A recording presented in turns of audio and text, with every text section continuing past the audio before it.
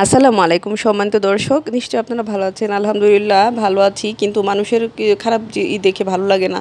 এই যে যেমন বাইরে গিয়েছি, সেখানে দেখলাম যে মানুষের আর্থিক অবস্থা খুব খারাপ, মানে লোকজন নেই, কোনো দোকানে সেরকম কোনো কেনাকাটার ভিড় নেই। আর রোজার ঈদেও এরকমই দেখেছি, যেমন বলবে যে কোরবানি ঈদ, তাই মানুষ কি গরু কিনতে গেছে টাকা না থাকলে? না, তা যায় নাই।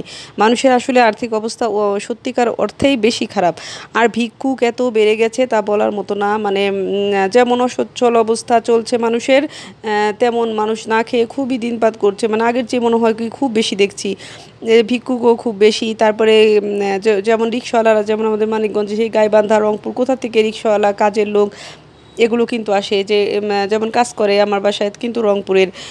তো ওদিকেও খুব এমনিই মানে দারিদ্রতা, তার মধ্যে আরও দরিদ্র হয়ে গেছে। জিনিসপত্রের যে দাম, আমি এই পেয়ারা 100 টাকা দিয়ে কিছুদিন আগে কিনেছি, এখন ঈদের বাজার হিসেবে হয়তো 60 টাকা বলেছে, 50 টাকা দিয়ে দিচ্ছি। তালের শ্বাসগুলো 30 টাকা করে 3টা, তাহলে বলে আমি 50 টাকা দিয়ে দুটো এনেছি।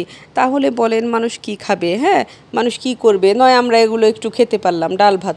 তো যাদের অসচ্ছল অবস্থা, যারা দেখা যায় কি অনেক মধ্যবিত্ত ফ্যামিলি কারো কাছে চাইতে পারছে না, নিম্নবিত্তরা কিন্তু চাইতে পারে, কিন্তু মধ্যবিত্তদের চাওয়ার কোনো অবস্থা নেই। আর যারা অতিরিক্ত পয়সা করেছে, তাদের দেখা যায় কি এমন আঙ্গুল ফুলে কলা গাছ, এরা তো মানুষকে সাহায্য ওইভাবে করবেই না, তাই না? যতখানি দরকার তত এরা করবে কি, ওই যে হাত গুটিয়ে গুটিয়ে করবে, মানে ওই দিবে কি দিবে না, এরকম ধরি মাছ না ছুঁই পানি, এমন একটা ভাব আর কি তাদের। ওই যে আঙ্গুর ফুলে কলা গাছ, এখন তার মানে সে যেরকম কষ্ট করেছে সেরকম হিসাব করে সে চলে। হ্যাঁ, সেভাবে চলে যে মানুষকে দিতে চায় না এখন, কিন্তু মানুষের জিনিস ঠিকই অন্যায়ভাবে নিচ্ছে, এই অবস্থা। তো এগুলো দেখে ভালো লাগে না। মানে চিন্তা করলাম যে আসলে কি, আর মানুষের যে কোরবানি, আগে দেখতাম রাস্তাঘাটে চললে যে কোরবানির যে পশু নিয়ে যেতে আনন্দে, মানে কিছুদিন আগেও দেখেছি, বেশ কয়েক বছর আগে আর কি, কিন্তু এখন আর এটা দেখি না। যেমন মানুষ গরু নিয়ে, ছাগল নিয়ে রাস্তা দিয়ে আসতো, গরুকে দেখতাম মালা পরাতো, মানে মালা পরিয়ে পরিয়ে নিয়ে আসতো, কিন্তু এখন এগুলো কেন দেখি না জানি না। মানে জানি না, কি জানি আর কি, যে বললাম জানি না কথার কথা। কিন্তু দেখেন, মানুষের টাকা পয়সা থাকলে, জিনিসপত্রের দাম কম থাকলে মানুষের একটা মানে ভালো লাগে। একটা জিনিস আপনি কিনতে গেলে আরেকটা জিনিস কিনতে পারবেন না।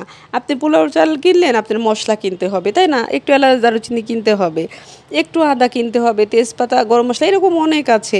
তাহলে আজকের কালকের দিনের কিছুটা কিনতে হবে, তারপরে আপনি ঈদের পরের চিন্তা করতে হবে, তাই না? আপনার ঈদের বাসায় গোশ পাঠালো আত্মীয় স্বজন, বা সেগুলোর মশলাগুলোও লাগবে, তাই না? তেল লাগবে রান্না করতে, তাহলে কত কিছু। তারপরে আপনি রাখবেন কোথায়? হয়তো দেখা যায় অনেকের ফ্রিজ নেই, আরেকজনের ফ্রিজেও জায়গা নেই, তাই না? জায়গা না থাকলে সে কীভাবে রাখতে দিবে? বা অনেকে আছে জায়গা থাকলেও বলে কি, আমার জায়গা নেই, রাখতে দিবে না। আপনি কি করবেন? এখন কিছু মানুষের তো চক্ষু লজ্জাও কম, আবার মানুষের বিবেক বুদ্ধিও মানে লোপ পেয়েছে।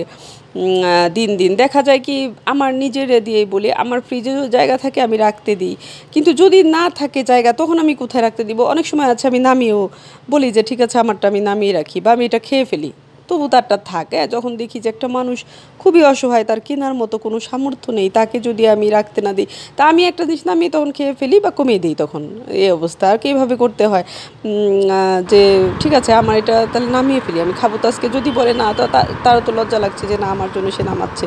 তখন তখন বলি যে না, আমি